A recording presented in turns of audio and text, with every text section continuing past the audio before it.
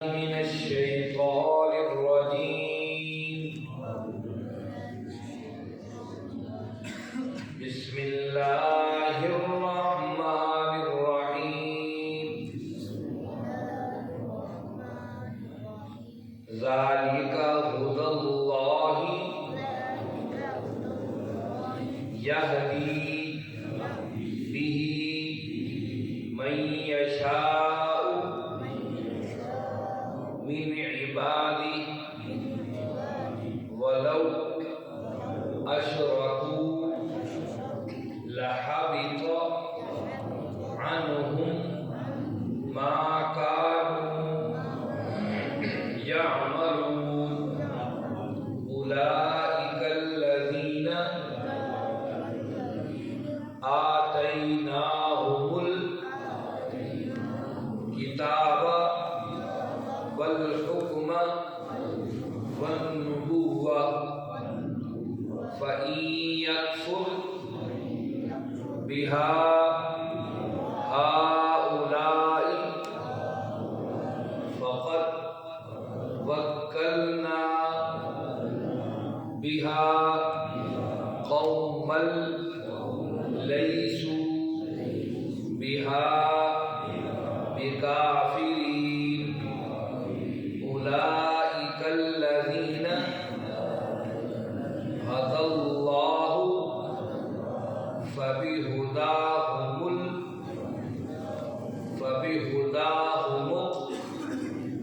مقتدي. قل لا أسألكم عليه أجرا إن هو إلا ذكرى للعالمين. وما قدر الله حق قدره إذ قالوا ما أنزل الله على بشر من شيء. قل من أنزل الكتاب الذي جاء به موسى نورا وهدى للناس تجعلونه قراطيس تبدونها وتخفون كثيرا وعلمتم ما لم تعلموا أنتم ولا آباؤكم.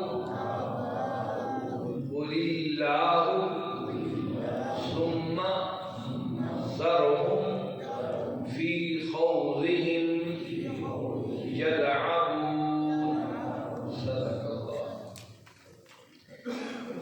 عزیز ساتھیو، تمام حمد و ثنا، تعریف و توصیف اس رحیم و کریم رب کے لیے جس کا رحم اور کرم ہر سو وسیع ہے. اس کے بعد لاکھوں کروڑوں درود و سلام اس نبی مہربان پر جنہوں نے اللہ رب العزت سے حق کو پا کر ہم تک حق پہنچانے کا حق ادا کیا. عزیز ساتھیوں، ہم نے 7واں پارہ سورۃ الانعام میں ہم نے 87 آیات پڑھی. سورۃ الانعام کی سابقہ آیات میں ہم نے 17 انبیاء کا تذکرہ ہم نے پڑھا. اللہ رب العزت نے فرمایا کہ ہم نے اس نعمت پر، جو اس محنت پر اور مشقت پر جو ابراہیم علیہ الصلوۃ والتسلیم نے ہمارے لیے اٹھائی اور لوگوں کو اللہ کی طرف بلایا، ہم نے یہ احسان کیا کہ پھر اپنے اسحاق بھی دیا، یعقوب بھی، اور پھر داؤد بھی اور سلیمان بھی اور ایوب بھی اور یوسف بھی اور موسیٰ بھی اور ہارون بھی اور زکریا بھی اور یحییٰ بھی اور عیسیٰ بھی، الیاس بھی، اسماعیل بھی، یسع بھی اور یونس بھی اور لوط بھی، کہ ہم اس طریقے سے اپنا کرم کرتے ہیں جو اس کے ہو جاتے ہیں اللہ اس کے لیے وسائل اور راستہ اس کے لیے کھول دیتے ہیں۔ اللہ رب العزت نے ایک پوری کڑی اور مسلسل انبیاء کے نام لے کر بتایا، مکہ کے لوگوں تم جو اپنے آپ کو ابراہیمی کہتے ہو، بتاؤ تمہیں کچھ اپنے اندر ابراہیمی خاصیت بھی نظر آتی ہے؟ اور اس کے مقابلے میں جو عدل کی، جو انصاف کی، جو محبتوں کی، جو تقویٰ کی، اللہ کی بندگی کی، خیر کی دعوت محمد کریم صلی اللہ علیہ وسلم دے رہے ہیں، کہ اس دعوت میں تمہیں ابراہیمی جھلک نظر آتی ہے۔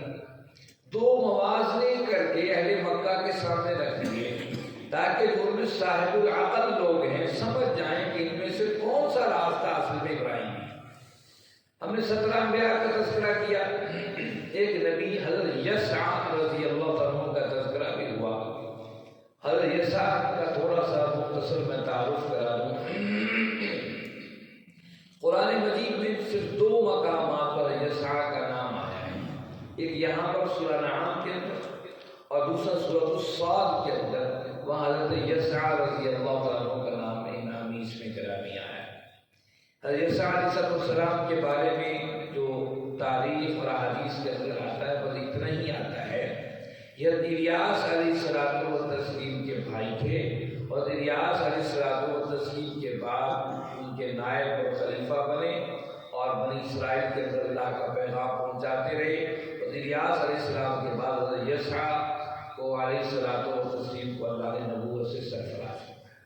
یہ تھی گزشتہ آیات۔ آج کا سبق آیت نمبر 88 سے شروع ہوتا ہے کہ اس میں اللہ رب العزت نے کیا باتیں ہم سے فرمائیں۔ اعوذ باللہ من الشیطان الرجیم، ذالک ھدی اللہ، یہ وہ ہدایت ہے اللہ کی، یہدی ہدایت دیتا ہے بھی اس کے ذریعے، من یشاء جس کو چاہتا ہے، من عبادہ اپنے بندوں میں سے، ولو اشرکوا اگر یہ شرک کرتے، لحبط تباہ ہو جاتے، عنہم ان کے، ما کانوا یعملون جو کچھ وہ دنیا میں کرتے رہے۔ اس آیت میں بتایا ان انبیاء کے تذکروں کے بعد ذالک ھدی اللہ، یہ اصل میں اس صحیح رہنمائی پر تھی۔ ہدایت کہتے ہیں رہنمائی، ہدایت کے عام معنی یہ سمجھ لیجئے، میں نے بارہا دفعہ یہ سمجھایا بتایا بھی ہے، اب میں پھر اس کو رپیٹ کرتا ہوں کہ قرآن جو ہدا بتاتا ہے، اہدنا الصراط المستقیم، ہمیں ہدایت کے راستے پر چلا، ھدی للمتقین، ہدایت ہے متقی لوگوں کے لیے، ھدی اللہ اللہ کی ہدایت۔ یہ ہدا ہے کیا چیز؟ ہدا یہ ہے کہ آپ کسی کمرے کے اندر بیٹھے کوئی پڑھ رہے ہیں، کوئی مطالعہ کر رہے ہیں، اور اچانک رات کے وقت لائٹ جل رہی ہے، لائٹ چلی جاتی ہے، اور آپ سوچتے ہو کہ میرا موبائل یا روشنی کا ذریعہ میرے اس کمرے کے اندر موجود نہیں ہے، دوسری جگہ دوسرے کمرے میں موجود ہے۔ آپ ایک اندازے سے اٹھتے ہو، اچانک جب لائٹ چلی جائے، آپ کسی کام میں مصروف ہو تو آپ کا دماغ نہیں محسوس کر سکتا کہ دروازہ کس سائڈ پہ ہے۔ اب آپ نے ایک اندازے سے قدم بڑھایا دروازے کی طرف، ابھی آپ نے 2 ہی قدم بڑھائے تھے کہ لائٹ آ گئی۔ اب جب لائٹ آ گئی، کمرہ پورا روشن ہو گیا، تب آپ کو پتہ چلا کہ آپ نے جو سمت اٹھائے تھے قدم، وہ غلط سمت کی طرف اٹھائے تھے، دروازہ تو دوسری سائڈ پہ۔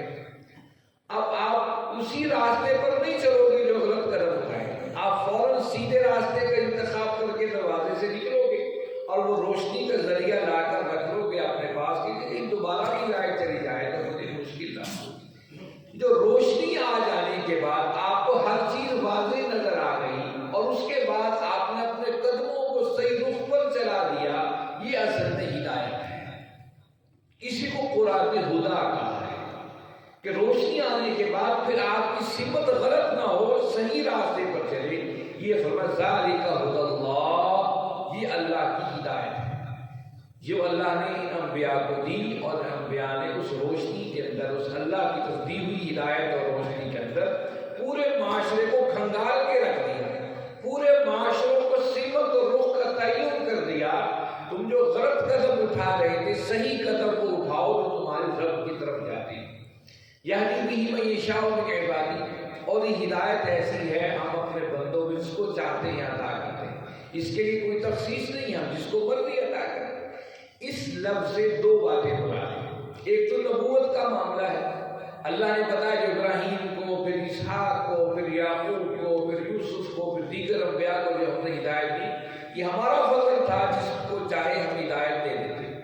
اور دوسری بات، یہ عام انسانوں کو بتانا بھی مقصود ہے۔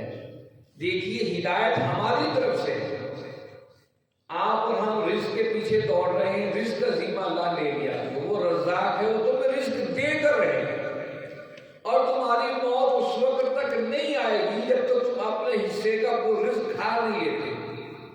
لیکن اس کی جستجو تو انسان کو کرنی ہے، لیکن یہ نہیں کہا گیا کہ ہر نماز میں اللہ سے رزق طلب کرو۔ لیکن ہدایت ایک اہم چیز ہے، ایک ایسی روشنی ہے جس میں اس کو اپنا رزق بھی تلاش کرنا ہے، اپنی عملی زندگی کے مراحل بھی طے کرنے ہیں، اپنے معاشرے کو خیر کی طرف چلانا بھی ہے، اپنے کاروبار اور تجارت کو صحیح رخ پر لے کر جانا ہے۔ اس لیے ہر لمحے اسے رہنمائی اور ہدایت کی ضرورت ہے۔ اس سے اللہ نے کہا ہدایت قیمتی چیز ہے، اس لیے ہر نماز میں کہا کہ مجھ سے ہدایت طلب کرو، اور فرمایا من یشاء من عبادہ، اور وہ ہدایت میں اپنے بندوں میں ہر ایک کو نہیں دیتا، میں اس کی طلب کو دیکھتا ہوں، کتنی طلب اس کے اندر موجود ہے، اس طلب کے حساب سے میں اپنے بندوں کو عطا کرتا ہوں۔ وَلَوْ أَشْرَكُوا، اگر یہ شرک کرتے ہیں، اللہ نے بتایا تم تو اپنے آپ کو ابراہیمی کہتے ہو، اب یہ خطاب اہل مکہ سے ہے، اور یہ آپ کو پتہ ہے کہ نبوت کا 13واں سال تھا، اور اس سال میں ساری کوششیں اہل مکہ کر چکے تھے، تو اللہ کہتا وَلَوْ أَشْرَكُوا لَحَبِطَ عَنْهُمْ مَا كَانُوا يَعْمَلُونَ۔ یہ کتنے برگزیدہ انبیاء تھے جن کے ناموں میں سے تم بعض کو جانتے ہو اور بعض کے تم دعویٰ کرتے ہو ہم ہی ابراہیمی ہیں، اگر یہ انبیاء بھی شرک کے راستوں کو اختیار کرتے جو تم نے اختیار کر رکھا ہے، لات، منات، حب، عزا اور نائلہ کے بت بنا کر تم نے کعبے اور اس کے اطراف میں رکھ دیے ہیں، اور تم ان کی پوجا پاٹ کر رہے ہو، اور پھر بھی سمجھتے ہو ابراہیمی ہیں، اگر یہ انبیاء بھی شرک کرتے لَحَبِطَ عَنْهُمْ مَا كَانُوا يَعْمَلُونَ، ہم ان کے اعمال اکارت کر دیتے، ضائع کر دیتے، تباہ کر دیتے۔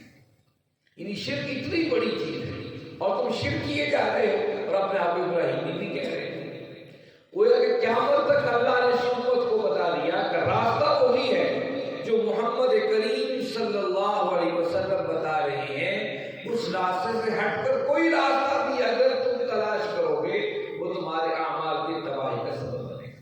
اولئک الذین آتیناہم الکتاب، اولئک الذین آتیناہم، وہی وہ لوگ ہیں آتیناہم جنہیں ہم نے عطا کی کتاب بھی، والحکم حکمت بھی، والنبوۃ اور نبوت بھی، فَيَكْفُرْ بِهَا هَؤُلَاء، پس اگر جو بھی انکار کرے گا بِهَا هَؤُلَاء، ان تمام باتوں کا، فَقَدْ وَكَّلْنَا بِهَا، تو ہم نے مقرر کر دیے ہیں بِهَا قَوْمًا، ایسے لوگ لَيْسُوا بِهَا بِكَافِرِينَ، جو اس کا انکار نہیں کریں۔ یہ آیت ایک طرف ماضی کی خبر بھی دے رہی ہے اور مستقبل کی خبر بھی دے رہی ہے۔ ایک تو یہ بتا رہی ہے کہ ہماری آیات ہیں، ہماری نشانیاں ہیں، ہم نے ہر نبی کو کتاب بھی دی تھی اور حکمت اور دانائی بھی دی تھی اور نبوت بھی دی تھی، تاکہ اس کے ذریعے معاشروں کو خیر کی طرف چلائے۔ دیکھیے سب سے اہم بات یہ ہے، کوئی انجینئر کوئی چیز ایجاد کرتا یا بناتا ہے، وہ اس کے بارے میں اچھی طریقے سے جانتا ہے، یا آپ کو کوئی گھر یا کوئی کام کرنا ہے، آپ اس کے ماہر کو تلاش کرتے ہیں۔ اگر آپ کو اپنے گھر کا فرش بنوانا ہے تو آپ اس کے لیے کسی لکڑی کے ماہر کے پاس نہیں جاتے ہو، آپ فرش والے کے پاس جاتے ہو، اس کو صحیح طریقے سے کر سکتے۔ آپ اگر کپڑے سلوانے ہیں تو آپ اس کے لیے درزی کے پاس جاتے ہیں، نہ کہ آپ کسی ویلڈر کے پاس جاتے اس کی ویلڈنگ کرتے۔ آپ جانتے ہو یہ کپڑے کی سلائی کے بارے میں درزی ہی خوب جانتا ہے، اور ویلڈنگ کے معاملے میں کسی چیز کو لوہے کی جوڑنے کے معاملے ویلڈر ہی خوب جانتا ہے، لیکن ہم اپنے معاملے میں اس بات کو بھول جاتے ہیں۔ اللہ نے جو انسان پیدا کیا ہے، انسان جیسی کیسی مخلوق بنائی ہے کہ جو زمین پہ رہ کر آسمانوں کے قلابوں کو طے کرنے کا تصور رکھتی ہے، تو من لوہا جہاز کی شکل کے اندر فضاؤں میں اس نے اڑا دیا ہے۔ ایک موبائل بغیر تار کے، بغیر کسی چیز کے، دنیا بھر سے آپ کا تعارف ایک مٹھی پر موبائل کے ساتھ ہے جو آپ کی جیب کے اندر موجود ہے۔ یہ کیا ہے؟ انسانی کرشمے کہ انسان نے کتنی بڑی چیزیں ایجاد کر دی ہیں۔ تو یہ انسان بذات خود بھی کوئی حیثیت رکھتا ہے، اور اس حیثیت کو جاننے والا کوئی ہے، اور وہ رب کریم ہے۔ اس لیے جب انسان روحانی بیماریوں کے اندر اور اپنے معاشرے کے اندر خرابی کرے گا، اس کو رہنمائی وہیں سے ملے گی جہاں اس انسان کو بنایا گیا ہے، جس نے اس انسان کو بنایا ہے۔ اس لیے کہا الذین آتیناہم الکتاب، ہم نے ان کو، جنہوں نے انسان کو صحیح راستے پر چلانا تھا، ان کو ہم نے اس انسان کی درستی کے لیے کتاب بھی دی، والحکمہ، حکمت اور دانائیاں بھی دی، والنبوہ، اور اس بندہ جو لے کر آیا تھا پیغام، رب کے ساتھ تعلق، یہ ہے نبوت کا خاصہ، کہ وحی آتی ہے رب کی طرف سے، اور پھر اللہ کا پیغام انسانوں تک پہنچاتا ہے۔ وہ رب بھی ہم نے نبی کو دے کر، انسان کو دے کر بھیجا، تاکہ کہیں بھی انسان سے مسٹیک ہو وہ اپنے غلطی کو درست کرے۔ فَيَكْفُرْ بِهَا هَؤُلَاءِ، اب یہاں دوسری، یہ تھی ماضی کی بات، اب حال کی بات کی جائے۔ فَمَن يَكْفُرْ، جو بھی انکار کرے گا، بِهَا هَؤُلَاءِ، اس دعوت کا جو میرے محمد کریم صلی اللہ علیہ وسلم لے کر آئے ہیں، فَقَدْ وَكَّلْنَا، تمہاری ضرورت نہیں ہے، ہم نے پہلے ہی مقرر کر دیے ہیں، بھی اس حوالے سے، قوماً، لوگوں کو، لیسوا بہا بکافرین، وہ تمہاری طرح اس کے انکار نہیں کریں گے۔ یہ تو احسان ہے مکہ والوں کہ میں نے نبی بھیجا ہے، تاکہ کوئی یہ نہ کہے کہ ہم پہلے حقدار تھے، ہمارے پاس کوئی پیغام پہنچانے والا نہیں آیا۔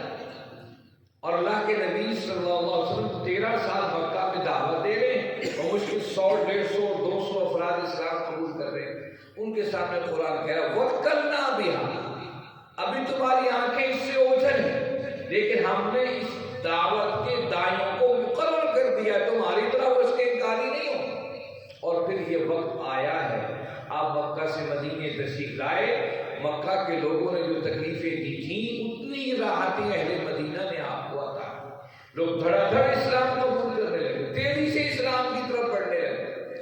اور پھر وہ وقت آیا میدان بدر کے اندر، وہ جو یثرب کہتے تھے بیماریوں کے گھر کو، اور یثرب میں، مدینہ میں صحابہ آئے تھے، آتے ہی بیمار بھی پڑ گئے۔ لیکن جو پہلا معرکہ بدر ہوا، آپ دیکھیے، وہ بیماریوں سے جوجھتے ہوئے 313 افراد ہیں، اور دوسری طرف مسلح افراد ہیں، 1000 کا لشکر ہے جو میدان کارزار میں اترا ہے۔ اللہ رب العزت نے بتایا وَكَّلْنَا بِهَا، ہم نے کیسے مقرر کر دیے 313 جو بظاہر بھوک اور افلاس سے جوجھ رہے تھے، ان کے پاس پہننے کو لباس اور کھانے کو شاید روٹی بھی نہیں تھی، اور جن کے بعض کے جسم تپتے بخار کے ساتھ تھے، لیکن اللہ نے ان کو ایسی ہمت اور قوت دی تھی۔ وہ 13 سال مکہ میں جو تکلیفیں، مشقتیں آتی رہیں، میرے محبوب کی آنکھیں 313 سے ٹھنڈی کر دی گئی، تو میدان کارزار میں کھڑے 1000 کا مقابلہ کرتے۔ اور پھر کمال دیکھیے، جب سیرت کا مطالعہ کرتے ہیں رونگٹے کھڑے ہو جاتے ہیں کہ آپ مدینہ اس لیے نکلے تھے کہ ابو سفیان کا جو قافلہ جو سونے اور چاندی سے لدا ہوا تھا، اور وسائل کے لحاظ سے 100 اونٹوں کو اس کا مال لگا تھا، وہ شام سے آ رہا تھا۔ اللہ کے نبی صلی اللہ علیہ وسلم اس قافلے کے لیے نکلے، اور وہ قافلہ اگر مسلمانوں کے ہاتھ آ جاتا ہے، اہل مدینہ کے ہاتھ، تو مدینہ کے لوگ خوشحال ہو جاتے ہیں۔ لیکن جب آپ ایک ایسے مقام پر پہنچے، آپ کو اطلاع ملی کہ وہ قافلہ تو نکل گیا ہے، لیکن ابو جہل کا لشکر جو ہے، کیل و کانٹے سے لیس، ہتھیاروں سے مسلح اور وافر افراد کے ساتھ 1000 کا لشکر لے کر مدینہ کا رخ کر رہا ہے۔ اس موقع پر اللہ کے نبی صلی اللہ علیہ وسلم صحابہ سے سوال کرتے ہیں، یہ ابھی 13 سال مکہ کی ہولناکیوں کے بعد ابھی دوسرا سال ہی تو ہے، آپ صحابہ سے مشورہ کرتے ہیں، آپ 13 سال مکہ کی زندگی میں دیکھا تھا، مشکلات کی حالات کیا تھی، یہ مدینہ کے لوگوں نے تو ابھی 13 سال کا عرصہ تو نہیں گزارا، یہ تو ابھی ایمان لے کر آئے ہیں۔ آپ ان سے پوچھتے ہیں کہ بتائیے آپ کا معاملہ کیا ہے اس حوالے سے، اس لشکر کا مقابلہ کریں اس قافلے کا، یا اس لشکر کا مقابلہ کریں جو مکہ سے آ رہا ہے۔ اب یہ سوال بڑا عجیب تھا، صحابہ اس سوال کو سن رہے تھے، ایک ایسا ہی واقعہ کئی سو سال پہلے حضرت عیسیٰ علیہ السلام کے ساتھ بھی ہوا تھا۔ عیسیٰ علیہ السلام کو وہاں کی جو گورنمنٹ تھی جو ہے انہوں نے اور یہودیوں نے مل کر سازش کی، عیسیٰ علیہ السلام کو گرفتار کر لیا۔ صرف 12 حواری تھے جو عیسیٰ علیہ السلام کے ساتھ رہ گئے تھے۔ ان 12 حواریوں نے بھی آخری وقت کے اندر عیسیٰ علیہ السلام کو تنہا چھوڑنا ہی بہتر سمجھا۔ اور یہاں آپ کے ساتھ 313 رفقا ہیں، آپ سوال کر رہے ہیں بتائیے میرے صحابہ ان دونوں میں سے کس کی طرف چلا جائے؟ ابو بکر کھڑے ہیں، عمر کھڑے ہو کے بتا رہے ہیں، صحابہ کھڑے ہو کے بتا رہے ہیں، آپ جہاں آپ کہیں کس طرح کہیں آپ خاموش ہیں۔ پھر سعد بن معاذ کھڑے ہوئے رضی اللہ عنہ کہنے کہ یا رسول اللہ صلی اللہ علیہ وسلم کیا آپ کا اشارہ ہماری طرف ہے؟ آپ نے ہاں فرمایا، ہاں تم لوگوں کی طرف ہے۔ کیوں؟ کمال جان دیکھیے، اس لیے نہیں کہا، کیوں اس لیے کہا فرمایا جب میں مدینہ آیا تھا میرا تم لوگوں سے معاہدہ ہوا تھا کہ مدینہ کی طرف بیرونی طاقت کوئی حملہ کرے گی ہم مل کر اس کا جواب دیں گے۔ اب ہم مدینہ سے باہر آ گئے ہیں، ہمیں مدینہ کے اوپر حملہ آور دشمن نہیں ہوا ہے، ہم مدینہ سے باہر آ گئے ہیں اور ایک لشکر جو ہے مکہ سے چل نکلا ہے اور ہمارے باہر آنے کے بعد وہ نکلا ہے۔ اب یہی میں چاہتا ہوں، معاہدہ تو آپ کو ہمارا مدینہ کے اندر تھا، حالانکہ آپ کے جانثال ہیں، ساتھی ہیں۔ اب اس موقع سے کوئی پھسل بھی سکتا تھا، ہاں جی بات تو آپ کی صحیح ہے، ہم مدینہ سے باہر آ گئے۔ یہ قربان جائے ساتھ بات ہوگا یا رسول اللہ صلی اللہ علیہ وسلم آپ ہمیں یا تو برقے غماد تک لے چلے جو عرب کی آخری حد تھی، ہم وہاں تک آپ کے ساتھ لوگوں کو گھسیٹتے چلے جائیں گے، اپنی جانوں کے نذرانے دیتے چلے جائیں گے، لیکن آپ سے کوئی سوال نہیں کریں۔ آپ ہمیں سمندر میں کود جانے کا حکم دیں، کعبے کے رب کی قسم ہم اس سے بھی انکار نہیں کریں۔ اگر ہم شہید ہو گئے یا رسول اللہ صلی اللہ علیہ وسلم جو پیچھے جن افراد کو ہم چھوڑ کر آئے ہیں وہ بھی جب تک ان کے کندھوں پر سر موجود ہے وہ آپ کی وفاداری سے پیچھے نہیں ہٹیں گے۔ یہ ہے وہ وَكَّلْنَا بِهَا قَوْمًا لَيْسُوا بِهَا بِكَافِرِينَ۔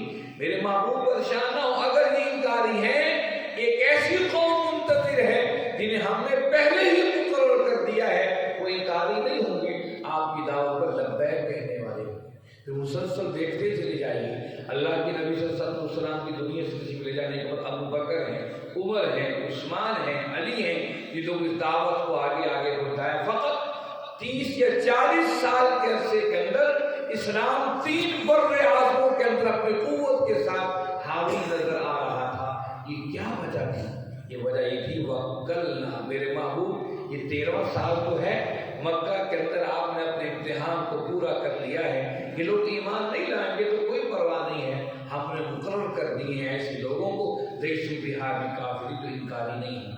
اولئک الذین ھدی اللہ فبہداہ مقتدی، یہی وہ لوگ ہیں جنہیں ہدی اللہ نے ہدایت دی، فبہداہ مقتدی، بس ان کی ہی پیروی کرو، یہی ہدایت یافتہ ہے۔ یہاں پھر اللہ نے انبیاء کا تذکرہ کیا، یہی وہ لوگ ہیں جو اللہ کی ہدایت کے راستے پر ہیں، بس آپ انہی کی اقتدا کریں۔ اے نبی آپ نے بھی انہی کی اقتدا کرنی ہے، اور ان آپ کے بعد آنے والے جو دیگر جو ابھی ایمان قبول نہیں کر رہے انہیں بھی اگر کہیں نجات ہے انہی اقتدا کرنا ہے۔ اور اس سے ایک بات اور بھی ثابت ہو گئی، بعض احکامات قرآن مجید کے اندر موجود نہیں ہے۔ مثال کے طور پہ قرآن نے جو زنا کی سزا حد مقرر کی ہے وہ غیر شادی شدہ کی مقرر کی۔ شادی شدہ کی سزا کیا ہو اسلام نے اس کے سنساری بتایا ہے اور قرآن نے اس کا ذکر نہیں کیا۔ اسی طریقے سے جو مرتد ہے جس نے اسلام کو چھوڑ دیا ہے، قبول کیا اسلام پھر مرتد ہو گیا اور اسلام کا مخالف ہو گیا، شریعت نے اس کو سزا دی ہے، یہ واجب القتل ہے، لیکن قرآن نے سزا مقرر نہیں کی۔ لیکن فبہداہ مقتدی، جو قرآن کہہ رہا ہے کہ ہدایت والے تھے انہی اقتدا کرنی ہے، تو یہ ابراہیم علیہ الصلوۃ والتسلیم سے لے کر عیسیٰ علیہ الصلوۃ والتسلیم تک یہ قانون موجود رہا، جو شادی شدہ سزا ہوگی وہ سنساری کی ہوگی، اور جو مرتد کی سزا واجب القتل ہے۔ اس لیے اللہ کے نبی صلی اللہ علیہ وسلم نے اسی اقتدا کرتے ہوئے اپنے صحابہ کو یہ حکم دیا۔ قل لا اسألکم علیہ اجرا، کہہ دیجئے میرے محبوب صلی اللہ علیہ وسلم، لا اسألکم، میں آپ سے سوال نہیں کرتا، علیہ اجرا، کسی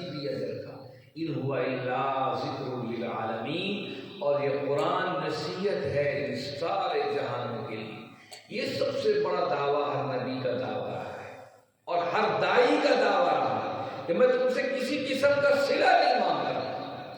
نبی کی ایک بات جس پر انسان چل پڑے اس کی زندگی اور آخرت، دنیا اور آخرت سب جو ہے وہ خیر کی راہی بن جاتی ہے۔ آپ بتائیے دنیا کے اندر اگر کوئی کسی کو ایک گل بتا دے تجارت کا اور وہ غریب شخص ہو اور اس گل کے اوپر چل کر وہ لاکھوں کروڑوں اربوں خربوں پتی بن جائے، کیا وہ اس بندے کا احسان کبھی بھولے؟ اسی طریقے سے کہا قل لا اسألکم علیہ اجرا کہ وہ نبی اور وہ جو پیغام ہے وہ پورے اس طریقے سے آپ تک پہنچا رہے ہیں کہ اس پر عمل کر کے دنیا اور آخرت کی فلاح و کامیابی تمہارا مقدر بن جائے گی۔ اور اتنی بڑی کامیابی تو تم سے کوئی اجر نہیں مانگ رہا ہے کہ مجھے کوئی پیسے دو، مجھے کوئی چیز دو تو میں تمہیں ہدایت کا راستہ دکھاؤں گا، ایسا نہیں ہے۔ ان هو الا ذکریٰ للعالمین، اور یہ قرآن کی وہ نصیحت ہے للانسان۔ وما قدر اللہ، اور نہیں قدر کی اللہ کی حق قدرہ، جیسا کہ اس کے قدر کرنے کا حق تھا۔ اذا قالوا، جب کہا انہوں نے، ما انزل اللہ، جو اللہ نے نازل کیا، علی بشر، نہیں نازل کیا اللہ نے علی بشر کسی بھی انسان پر من شیء کچھ بھی۔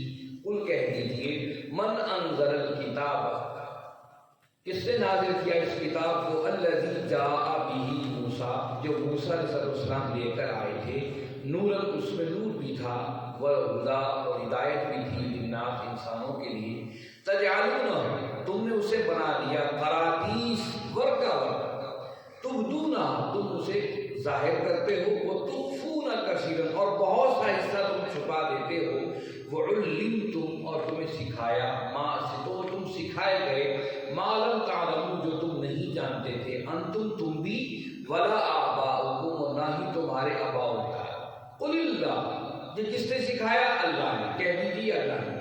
ثم ذرہم، پھر آپ انہیں چھوڑ دیجیے، فی خوضہم، اپنے مشغلوں میں، یلعبون، اور کھیل اور کود کے اندر۔ اب یہاں سے ایک نیا رکوع شروع ہو رہا ہے اور ایک نئی بات کا آغاز ہو رہا ہے۔ مکہ کے اندر اللہ کے نبی صلی اللہ علیہ وسلم دعوت دے رہے تھے، پیغام سنا رہے تھے، اور یہ بھی آپ کو یاد ہے کہ 13واں سال سے جب سورہ انعام نازل ہوئی۔ اب یہ تھا کہ مکہ کے تاجر مدینہ بھی جاتے تھے، باہر بھی جاتے تھے، ان کی ڈسکشن یہودیوں کے ساتھ بھی ہوتی تھی، عیسائیوں کے ساتھ بھی ہوتی تھی۔ اب یہودی بھی انتظار میں تھے کہ آنے والا آئے گا۔ اب انہیں شک پڑ گیا کہ جو خبریں مکہ سے مل رہی ہیں، یہ آنے والا کہیں وہی تو نہیں۔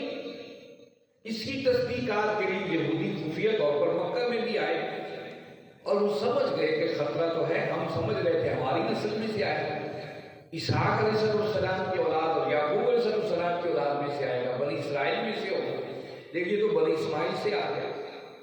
اور اب یہ بھی خطرہ تھا کہ یہ تورات میں لکھا ہوا تھا کہ جو اس کا ساتھ دے گا وہ پوری دنیا میں انقلاب برپا کرے گا۔ اب یہ بھی خطرہ تھا کہ ہمارے مقابل اہل مکہ کہیں وہی انقلاب نہ برپا کرتے، اس نبی کی دعوت اٹھنا پڑے، یہ بھی خطرہ موجود تھا۔